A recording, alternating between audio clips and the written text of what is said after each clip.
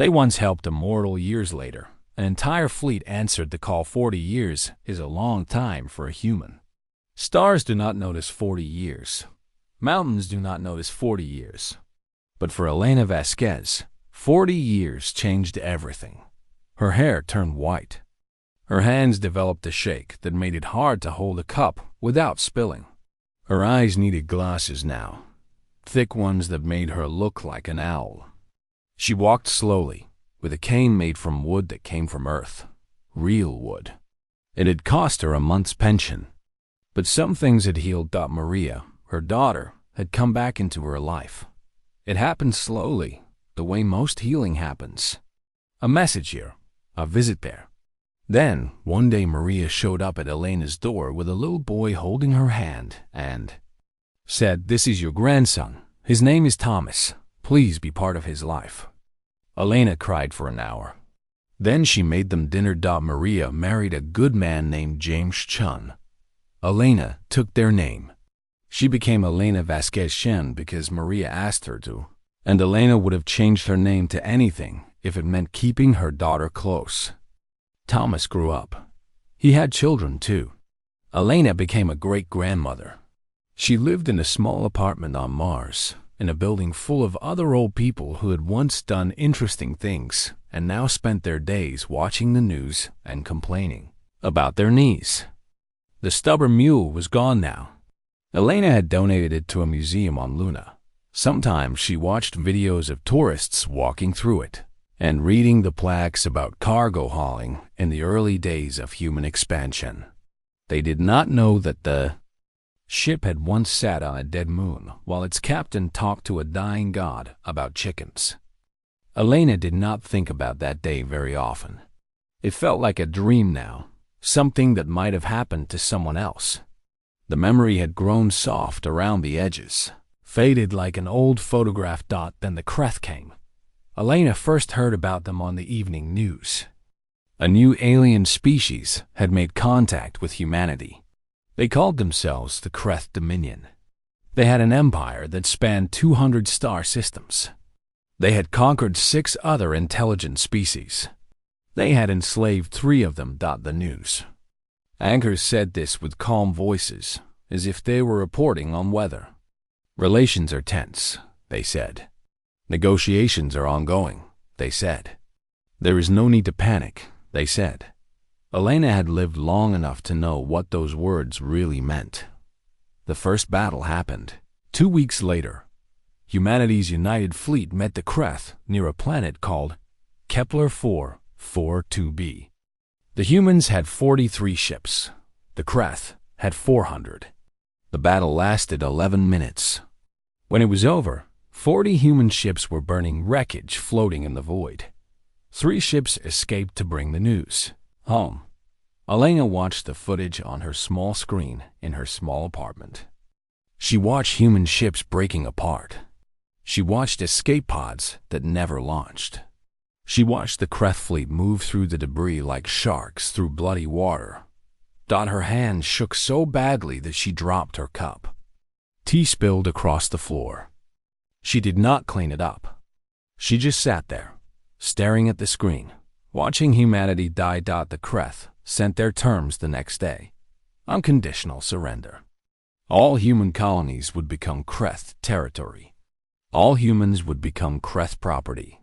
Resistance would be met with extinction. Humanity had 17 days to respond. The news stopped pretending to be calm after that. Panic spread across 12 worlds. People ran, but there was nowhere to run to. People fought, but there was nothing to fight with. People prayed, but the gods were silent. Elena sat in her apartment and thought about her family. Thomas lived on Earth with his wife and their 2 children. Maria's ashes were scattered on a colony world called New Eden. Elena had never visited the grave. She had always meant to go, but there was always something else, some reason to wait. Now there might never be a chance. Her great-grandchildren lived on Proxima Colony. Their names were Sarah and David. Sarah was 7 years old. She liked to draw pictures of spaceships. David was 5. He was afraid of the dark. In 17 days, they might all be dead. Or worse, the crest did not kill all their conquered peoples. Some they kept, some they used. Elena had read what that meant. She wished she had not. She was 103 years old. Her body was failing. Her hands shook. Her eyes were weak. She had nothing to offer. She was nobody. Just an old woman waiting to die. But at night, when she closed her eyes, she saw a golden light. She dreamed of a canyon on a dead moon. She dreamed of a being made of starlight, broken and fading. She dreamed of her own voice, talking about chickens and failed marriages and all the small sad pieces of her small sad life. She dreamed of words that appeared in her mind like memories. This is noted. Elena woke up with tears on her face and a thought in her head that would not go away. What if they remembered? It was a foolish thought. The Valoran were legends, myths. Most people did not even believe they existed. And even if they did exist, why would they care about humanity? They were gods. Humans were insects. You did not save insects. But Elena had saved one of them. She had not saved a god. She had saved someone who was hurt. She had sat with them and talked to them and refused to let them die alone. That was all. That was everything. What if they remembered? The thought grew stronger every day. It kept Elena awake at night. It followed her through her small apartment as she shuffled from room to room. It whispered to her when she watched the news and saw the countdown to humanity's extinction tick lower and lower. 14 days left. Then 12. Then 10. Elena made a decision. She was old. She was weak. She had nothing to lose. If she was wrong, she would die on a cold moon far from home. If she was right, maybe she could save everyone she loved. She started making calls. She had a little money saved. She had a few favors owed. She had a century of stubbornness that had never quite burned out. 7 days before the deadline, Elena Vasquez-Shen boarded a cargo freighter headed for the outer systems. The captain thought she was crazy. The medical AI that certified her for travel thought she was crazy too. They were probably right. She left a letter for Thomas. She left a message for her great-grandchildren. She told them she loved them.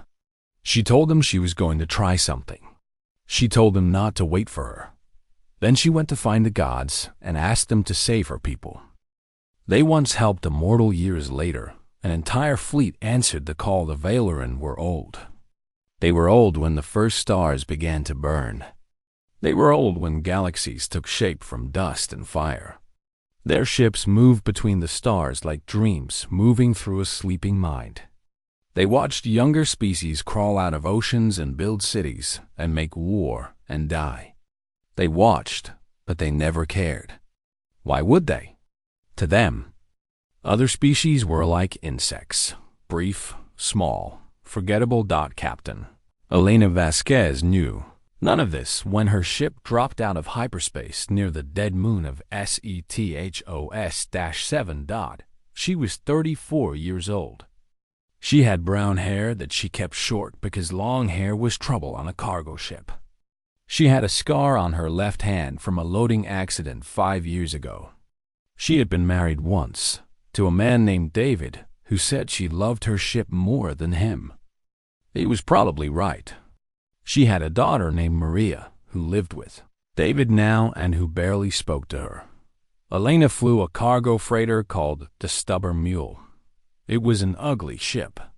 The paint was peeling. The engine made sounds that no engine should make.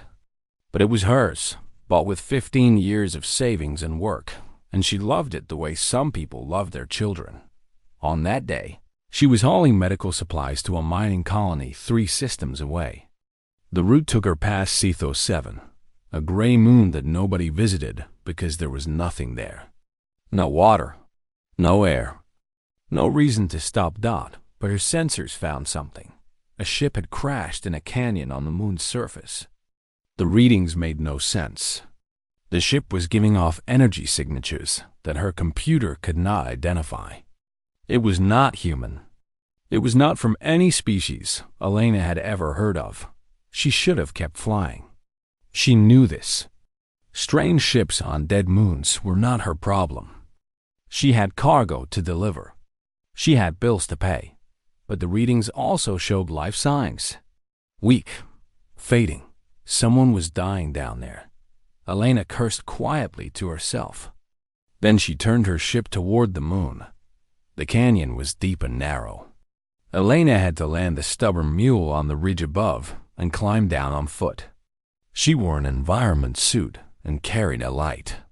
The rocks were gray and sharp. The sky above was black and full of stars that did not care about her bod.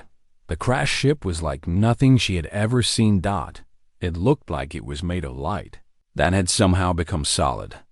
Crystal and gold and colors that hurt her eyes. It was broken now, cracked open like an egg. Something that looked like liquid starlight leaked from the cracks and pooled on the gray rocks. Elena approached slowly. Her heart was beating fast. Her hands were shaking. She had seen many things in her years of flying cargo through space. She had never seen anything like this. Inside the broken ship, she found the pilot. She could not look at it directly. Her eyes would not focus. It was like trying to look at the sun, except the sun did not make you feel small and afraid just by existing. The being had too many angles, too much presence. It filled the space around it in ways that made Elena's brain hurt, but it was also dying. She could see that clearly. The light that came from it was flickering, growing dim.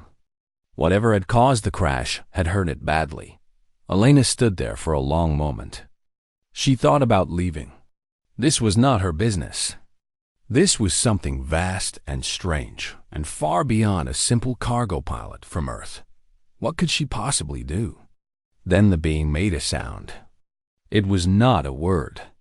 It was not anything Elena could describe. But it sounded like pain. It sounded like fear. It sounded like someone who did not want to die alone. Elena knelt down beside it. She did not know how to help it. She did not know what it needed. But she knew what dying looked like. She had been with her mother when cancer took her. She had held her hand and talked to her through the long, final night. So that is what she did now. She talked. She told the dying god about her ship, about how the engine made a knocking sound that drove her crazy, but she had never fixed, because she was afraid the silence would feel wrong. She told it about her ex-husband David, and how they had met at a spaceport bar, and how she had known on their first date that it would not last, but she married him anyway because she was lonely. She told it about Maria, her daughter, who was 12 years old now, and who looked at Elena like she was a stranger. She told it about the time she accidentally smuggled 300 chickens across a security checkpoint because she had not checked her cargo properly. The chickens had escaped into her ship. It took her 4 days to catch them all. She still found feathers in strange places sometimes. The being did not respond. Elena did not know if it could hear her, but its light stopped fading. It held steady. Elena stayed. Her ship had supplies for 2 weeks. She used them. She rigged a power line from the stubborn wheel to the crashed vessel. She did not know if it would help, but she did it anyway. She sat with the being through the long silent hours, and she talked and talked until her voice went rough. On the 12th day, the sky above the canyon filled with light. 7 ships appeared. They were like the crashed one, but whole and bright, and so large that Elena could not see where they ended. They made no sound. They simply existed suddenly, as if they had always been there. Beams of light came down from the ships. They moved around Elena like she was not there. They tended to their fallen member. They lifted it with gentle hands made of something that was not matter. Then one of them stopped in front of Elena. She could not see its face. She was not sure it had a face, but she felt it looking at her. She felt it seeing her completely, every part of her, every thought she had ever had. When it spoke, The words appeared in her mind like memories she had always known. You gave of yourself for one who could offer nothing in return. This is noted. Then they were gone. The ships, the beings, the crashed vessel. All of it vanished like it had never existed. Elena stood alone in the empty canyon. Her legs were shaking. Her heart was pounding. She had just met gods, and they had seen her, and they had said her kindness was noted. She climbed back to her ship. She flew to the mining colony and delivered her cargo. She never told anyone what had happened. Who would believe her? Years passed. Elena grew old. She almost forgot, but the Valeran did not forget. They never forgot. They once helped a mortal years later. An entire fleet answered the call. The freighter captain dropped Elena at a small station 3 systems, away from Scythos 7. He did not ask why an old woman wanted to go to the middle of nowhere. He had been paid well to not ask questions. From the station, Elena hired a shuttle. The pilot was a young woman with green hair and tattoos on her arms. She looked at Elena like she was looking at a museum piece. "You sure about this?" the pilot asked. Scythos 7 is nothing. Rock and dust. No stations, no settlements. No reason for anyone to go there. "I am sure," Elena said. "The Kreth are coming, you know. 10 days now. Maybe less. Everyone's running the other way, and you want to go further out." "Yes," the pilot shrugged. "Your money, grandmother. Your funeral." The trip took 2 days. Elena spent most of it sleeping. Her body was tired in ways that sleep could not fix. But she slept anyway, because there was nothing else to do. She dreamed of golden light. She dreamed of her daughter's face. She dreamed of children she might never see again. When she woke, the gray moon filled the shuttle's window. The pilot brought her down to the surface, to the ridge above the canyon where Elena's life had changed 40 years ago. The shuttle's landing gear crunched against the gray rock. Dust rose and fell in the airless silence. "You want me to wait?" the pilot asked. "No. Go. How will you get back?" Elena smiled. It was a thin smile, tired and old. "I will find a way. Or I will not. It does not matter now." The pilot looked at her for a long moment. Something in Elena's eyes made her stop asking questions. She nodded once, then lifted off. The shuttle became a bright point in the black sky, then nothing. Elena was alone. She climbed down into the canyon. It took a long time. Her legs ached. Her hands shook on the rocks. Twice she almost fell. But she kept going, one step at a time, the way she had done everything in her life. The canyon floor looked the same as she remembered. Gray rocks. Gray dust. Gray walls rising up on either side. There was no sign of the crashed ship. No sign that anything had ever happened here. Maybe it had all been a dream. Elena found a flat rock and sat down. Her breath was loud inside her helmet. Her heart was beating fast. She was afraid. She was more afraid than she had ever been in her life. But she had not come all this way to be silent. "Hello," she said. Her voice was thin and old. It echoed inside her helmet, but went nowhere else. There was no air on this moon to carry sound. "I do not know if you can hear me. I do not know if you are listening. But I am here." Silence. The stars above did not move. The rocks around her did not change. Nothing happened. "My name is Elena Vasquez. I was here 40 years ago. I found one of your people. They were hurt. Their ship had crashed. I stayed with them. I talked to them. I do not know if it helped, but I tried. Still nothing. When your people came for them, one of you spoke to me. You said that what I did was noted. I have thought about those words for 40 years. I did not understand them then. Maybe I still do not understand them now." Elena's voice cracked. She felt tears on her face inside her helmet. She could not wipe them away.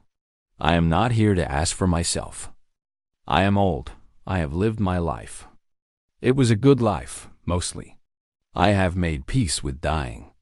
But my people are going to die. All of them. My grandson. My great-grandchildren. Billions of people who have never hurt anyone. Children who are afraid of the dark. Mothers who sing lullabies. Old men who feed birds in parks. All of them. She stopped. She had to breathe. Her heart was pounding too hard. The Kreth are coming. They have thousands of ships. We have almost none. In 10 days, they will destroy everything. They will kill everyone I love. And I cannot do anything. I am just one person. One old, useless person who can barely climb down a canyon without falling. The stars stared down at her, cold and distant. I am not asking because we deserve to be saved. I do not know if we deserve anything. Humans have done terrible things to each other. We have wars. We have cruelty. We have all the darkness that lives in hearts. I know this. I am not going to pretend we are better than we are. Elena took a deep breath. This was the part that mattered. This was the only argument she had. But 40 years ago, I sat with one of your people while they were dying. I did not know what they were. I did not know they were gods. I just saw someone who was hurt and alone, and I stayed. I talked to them about stupid things, chickens, my failed marriage, my daughter who would not speak to me. I gave them everything I had, which was nothing. Just my voice. Just my time. Just my presence. She looked up at the sky. Somewhere out there, the Kreth fleet was moving closer. Somewhere out there, her family was waiting to die. I did not help because I expected something back. I did not help because I thought you would reward me. I helped because someone was suffering and I could not walk away. That is all. That is the only thing I have ever done that might matter. Her voice was barely a whisper now. So I am asking you, please, not for me, for them, for the children who will never grow up, for the mothers who will never hold their babies again, for everyone who just wants to live. She stopped talking. She had nothing left to say. The moon was silent. The stars were silent.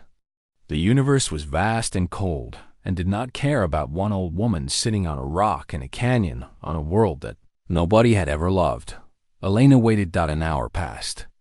Then, too, the cold seeped through her suit and into her bones. Her air supply was running low. She had maybe 3 more hours before she would have to start walking, looking for shelter, looking for a way off this moon that did not exist. She thought about her life. She thought about all the choices she had made, the good ones and the bad ones, the times she had been brave and the times she had been afraid, the people she had loved and lost and found again.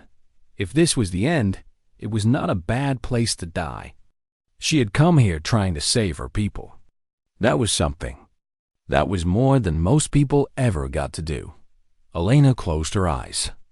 She was so tired, so old, so ready to rest. And then the light came.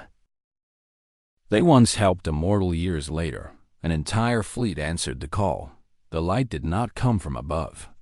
It did not come from anywhere. It simply was suddenly, as if it had always been there, and Elena had only just noticed. She opened her eyes and saw gold. The being that stood before her was not the same one she had saved 40 years ago. She knew this without knowing how she knew it. But it was the same kind, the same impossible presence, the same feeling of vastness pressed into too small a space. Elena tried to stand. Her legs would not obey her. She stayed on her rock, looking up at the god. Elena Vasquez, the being said. Its voice was not sound. It was knowledge, appearing in her mind like memories she had always had. You are remembered. Elena's heart was beating so fast she thought it might stop. "You heard me," she whispered. "We always hear. We rarely listen. But you are different. The one you saved, we call them Sethner, in terms your mind can understand. They have carried your memory for 40 of your years. They speak of you, the human who sat with them in the dark, the human who talked of small things while they were dying, the human who expected nothing." "I just did what anyone would do," Elena said. "No." The word was gentle but absolute. "That is not true. We have watched your species for a long time. We have watched many species. Kindness without expectation is rare. Rarer than you know. Rarer than stars. Rarer than life itself." The being moved closer. Elena felt warmth wash over her, pushing back the cold that had seeped into her bones. Most creatures help because they want something: payment, gratitude, status, power. Even those who believe they are being selfless often have hidden reasons. But you, Elena Vasquez, you truly expected nothing. You helped a stranger who could give you nothing, and you never told anyone. You never tried to gain from it. You simply lived your life. "I did not know who Sethner was," Elena said. "I did not know they were a god." The being made a sound that might have been laughter. "We are not gods. We are old. We are powerful. But we are not gods. We can die. Sethner would have died if not for you. They would have faded into nothing, alone on a cold moon, forgotten by all. You changed that." Elena thought about the beings she had sat with in that broken ship. The flickering light. The sounds that might have been pain. The long hours of talking about nothing because she could not bear to leave someone to die alone. "I am glad they lived," she said. "But that is not why I am here. We know why you are here." The warmth around Elena grew stronger. The golden light pulsed like a heartbeat. "You want us to save your species from the Kreth. You want us to intervene in a war between younger races. You want us to break a rule we have kept for 300,000 of your years." "Yes," Elena said. "I know it is a lot to ask. It is more than a lot. It is everything." The being was silent for a moment. When it spoke again, Elena heard something she had not expected to hear from a god. She heard doubt. "We do not intervene, Elena. We learned this lesson long ago. When we were younger, we tried to help. We chose sides in wars. We saved species that we thought deserved saving. We punished those we thought deserved punishment. And every time, it made things worse. The species we saved became dependent on us. They stopped growing. They stopped learning. They waited for us to solve their problems instead of solving them themselves." "I understand," Elena said. "The species we punished became our enemies. Their children and their children's children hated us. Wars that should have ended lasted for thousands of years because we had made them personal." "I understand." "So we stopped. We watched. We did not interfere.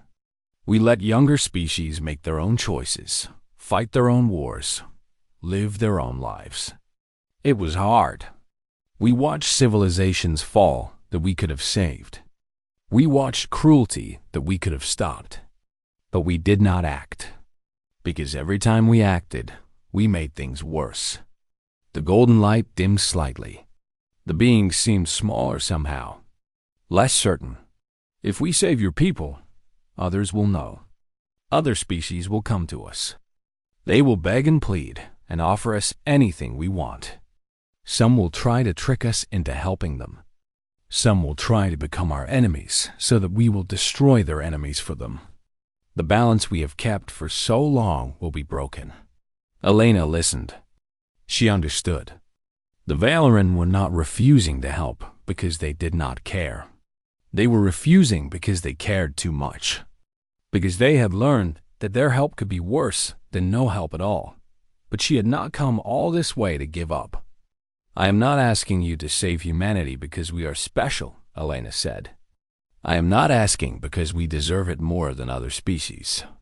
I am not even asking because I think you owe me something. Then why are you asking? Elena looked at the being. She was an old woman talking to a creature older than the stars. She had no power. She had no weapons. She had nothing but her words and her truth. Because 40 years ago, I showed you that kindness without expectation exists. I showed you that someone can help a stranger just because they are suffering, with no hope of reward. And now I am asking you to do the same thing. The golden light flickered. I am asking you to help us because we are suffering. Because children are going to die. Because billions of people are going to lose everything they love. Not because you will gain something. Not because it will make things better for you. Just because you can. Just because it is the right thing to do. Elena's voice was steady now. She was not afraid anymore. You said kindness without expectation is rare. You said it is rarer than stars. Well, I am giving you a chance to prove that it exists in you too. Not as payment for what I did. Not as a debt. But as a gift. The same kind of gift I gave Sethna. The gift of helping someone who cannot help you back. The being was silent for a long time. The golden light pulsed slowly, like a heart thinking. Finally, it spoke. Sethna said you were remarkable. They said that sitting with you in that broken ship was the first time in 10,000 years that they had felt truly seen. Not as a Valeran. Not as a being of power, just as someone who was hurting. They were hurting, Elena said.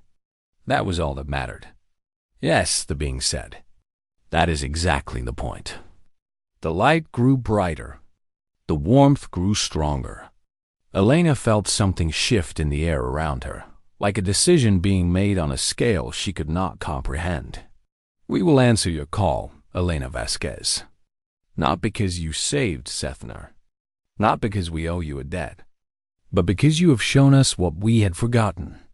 That kindness is its own reason. That helping is its own reward.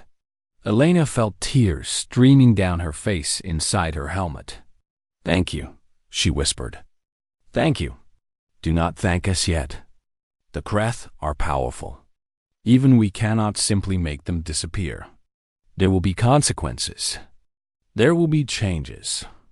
The universe will not be the same after this day. I do not care about the universe, Elena said. I care about my family. I care about my people. Yes, the being said. We know. That is why we are helping. The golden light wrapped around Elena like a blanket. She felt herself being lifted, carried, moved through space in ways that should have been impossible. Rest now, the being said. You have done enough. You have done more than enough. Now let us do our part. Elena closed her eyes. For the first time in weeks, she was not afraid. The gods had answered. Her people would live. They once helped immortal years later. An entire fleet answered the call. The Kreth Dominion fleet entered the Sol system expecting victory. They had 4,000 warships. They had weapons that could crack planets. They had an army that had conquered 6 species and enslaved 3. They had never lost a war. Admiral Krethos stood on the bridge of his flagship and watched Earth grow larger on his screens. It was a small world. Blue and green and white. Fragile. Weak. It would burn beautifully. His officers reported that the human fleet had gathered near their moon. They had maybe 200 ships left. Civilian vessels. Old military cruisers. A few mining ships that had been given weapons. It was not a defense. It was a gesture. A final act of defiance before the end. Krethos respected defiance. He would kill them quickly. All ships, he commanded. Advance. Destroy their fleet. Then begin bombardment of the surface. Leave nothing alive. His fleet moved forward. 4,000 ships of the line. Enough firepower to burn 100 worlds. The humans had no chance. They had never had a chance. Then the light came. It appeared between the Kreth fleet and the human defenders. It appeared in 17 places at once, like stars being born in the void. The light was gold. The light was blinding. The light was impossible. 17 ships materialized from nothing. Krethus had never seen anything like them. They were not metal. They were not rock. They were something else. Something that seemed to be made of light, that had learned to think. Each ship was larger than anything Krethus had ever encountered. Each one burned with the energy of captured stars. His sensors could not read them. His computers could not analyze them. His weapon systems did not know how to target them. For the first time in his long career, Admiral Krethus felt afraid. A voice filled every communication channel in the system. It filled Kreth ships and human ships. It filled space stations and satellites. It reached down to the planet below and spoke in every language that any being had ever known. The species called humanity is under our protection. The words were not sound. They were knowledge. They appeared in every mind at once, impossible to ignore. Krethus found his voice. Who are you? By what right do you interfere in the affairs of the Kreth Dominion? We are the Valoran, and we act by right of debt. The golden ships did not move. They did not power weapons. They simply existed, vast and patient and utterly unafraid. 40 years ago, the voice continued, a human saved one of our kind. Her name was Elena Vasquez. She was a cargo pilot on a small ship. She found one of us dying on a cold moon. She stayed with us. She talked to us. She gave us her time and her compassion and asked for nothing in return. On Earth, billions of people looked up at the sky. On Mars, people stopped in the streets. On every human world, people listened to words that would change history. This human did not know what we were. She did not expect a reward. She simply saw someone who was suffering and chose to help. This is the rarest thing in the universe. Rarer than habitable worlds. Rarer than intelligent life. Rarer than love itself. Admiral Krethus gripped the arms of his command chair. You would go to war over one act of kindness? Not war. We do not make war. We simply offer a choice. The golden ships pulsed with light. For a moment, every Kreth in the fleet saw something. They saw what the Valoran could do if they wished. They saw suns being moved. They saw galaxies being shaped. They saw power beyond anything they had ever imagined. Then the vision faded, and the voice spoke again. Depart now. Leave this system. Leave these people in peace. If you do this, your empire will continue. Your species will survive. Your children will have children. Life will go on. Krethus thought about his orders. He thought about the glory of conquest. He thought about everything he had been trained to believe since he was young. And if we refuse? The Valoran did not answer with words. They answered with another vision. A vision of Kreth worlds going dark. A vision of their empire crumbling. A vision of their species becoming a footnote in a history that no one would remember. We would prefer not to destroy you, the voice said. Destruction is easy. Preservation is hard. But make no mistake. If you harm these people, there will be consequences. Not revenge. Not punishment. Simply consequences. The universe will continue without the Kreth Dominion, as it has continued without countless other species who chose violence over wisdom. Admiral Krethus looked at his officers. He saw fear in their eyes. The same fear he felt. He thought about his wife at home, his children, his grandchildren. He thought about everything his species had built, everything they had conquered, everything they would lose. Then he gave the order. All ships, reverse course. We are leaving. The Kreth fleet turned. 4,000 warships moving away from Earth, moving away from humanity, moving toward home. On Earth, people wept with relief. On Mars and Luna and every colony world, celebrations erupted. The impossible had happened. The gods had intervened. Humanity was saved. The Valoran ships remained for one moment longer. Then the voice spoke one final time. Elena Vasquez, you will be returned to your family. You will live out your days in peace. And know this, your act of kindness has been repaid. Not because we owed you, but because you showed us what we had forgotten. That compassion needs no reason. That mercy needs no justification. That the smallest act of love can echo across the stars. Then the golden ships vanished, as if they had never been there. Elena Vasquez Chen was found 3 days later on Mars, sitting in a park near her apartment building. She did not remember how she got there. She did not remember much of anything except light and warmth and a feeling of being safe. Her family found her there. Thomas and his wife. Her great-grandchildren, Sarah and David. They held her and cried and asked her where she had been. She told them. Not all of it, but enough. The story spread. It became legend.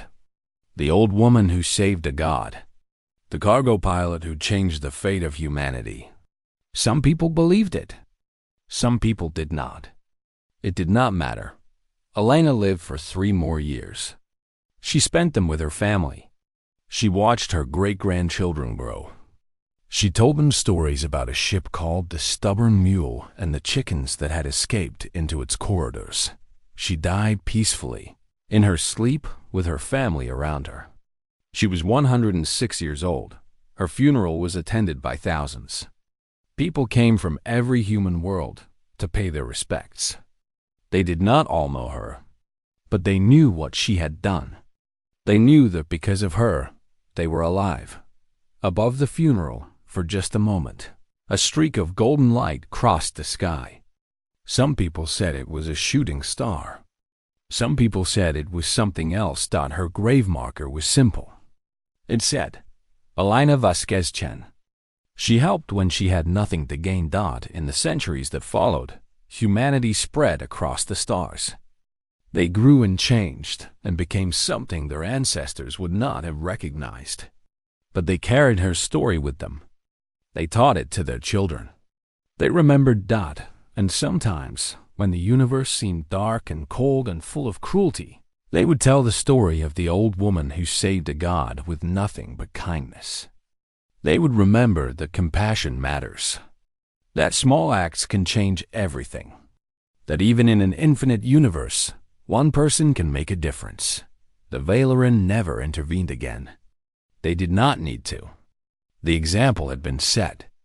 The message had been delivered. Kindness is its own reason. Mercy is its own reward. And sometimes, the universe remembers. The end.